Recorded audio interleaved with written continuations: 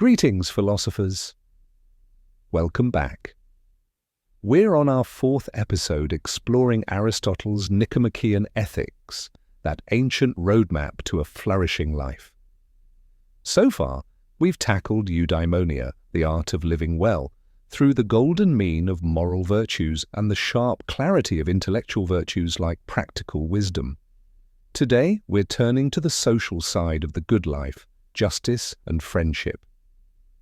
Aristotle says we're not lone wolves, we're wired for community. And these two virtues bind us to others in ways that make life worth living. Today we find ourselves in Athens in Aristotle's day, a bustling city where people argued in markets, voted in assemblies, and gathered to swap ideas. Aristotle looked at this and said humans are political animals, not in the sense of modern politics, but meaning we thrive in groups, not isolation. You can't flourish on a desert island, no matter how virtuous you are. Justice and friendship are the glue that holds communities together, and they're not just nice extras, they're essential for eudaimonia. Let's start with justice, because it's the foundation of any society worth living in. For Aristotle, justice is the ultimate virtue, because it's about getting things right with others.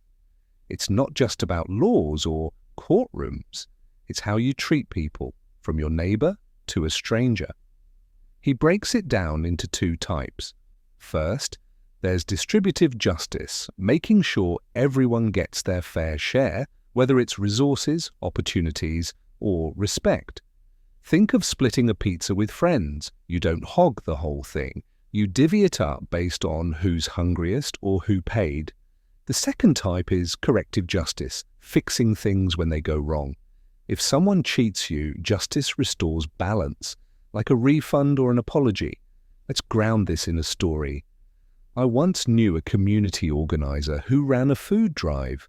Distributive justice was her making sure donations went to families who needed them most, not just her favorites.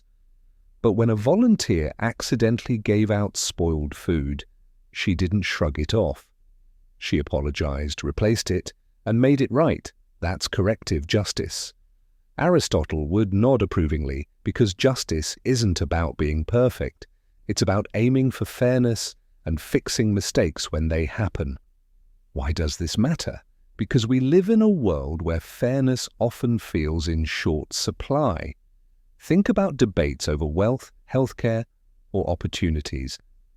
Aristotle's not saying everyone gets the same slice of the pie. He's saying the pie should be divided based on what's fair, considering people's needs and contributions. And when things go off kilter, justice steps in to set them straight. It's practical, but it's also deeply human. Without it, communities fray, trust erodes, and eudaimonia slips out of reach.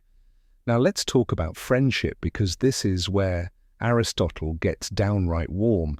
He says friendship is more than a bonus, it's a cornerstone of the good life. You can't flourish without people you care about, and who care about you. Aristotle identifies three types of friendship, and they're not all equal. First, there's friendship of utility, you're pals because you're useful to each other, like co-workers collaborating on a project. Then there's friendship of pleasure. You bond over shared fun, like buddies who love the same music or games.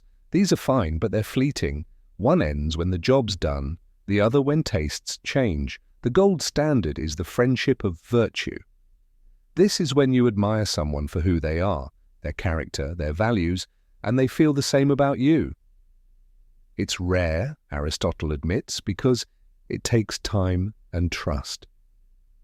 Think of that one friend who's seen you at your worst and still sticks around, not because they want something, but because they respect who you're trying to be.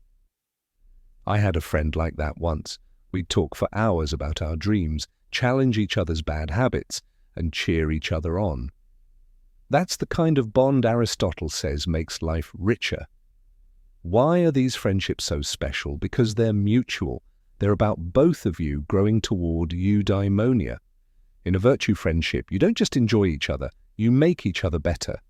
It's like a workout partner who pushes you to lift heavier, not for their sake, but because they believe in you.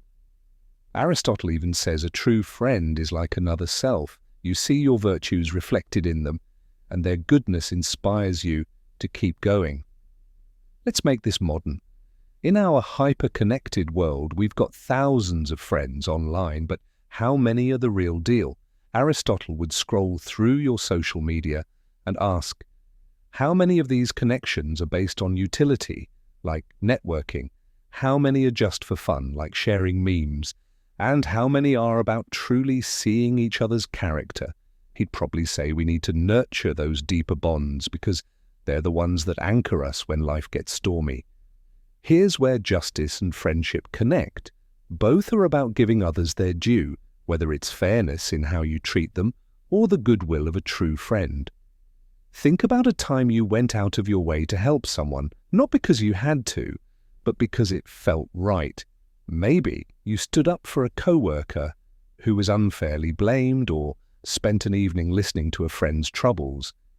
That's justice and friendship working together, building a community where everyone can flourish. Let's pause for a thought experiment. Think of someone in your life, a friend, a colleague, even a stranger you met recently. Have you treated them with justice, giving them what's fair? Is there a friendship you could deepen by focusing on their character, not just what you get out of it? Aristotle's not asking for grand gestures, just small steps toward fairness and connection. Maybe it's a kind word, a fair decision, or a coffee with that friend you've been meaning to call. Aristotle reminds us that a good life isn't just about you, it's about the web of relationships you're part of. Justice keeps that web strong, friendship makes it vibrant. Together they create a world where eudaimonia isn't a solo project, but a shared one. Today we've explored how Aristotle's ideas of justice and friendship weave us into communities that help us flourish.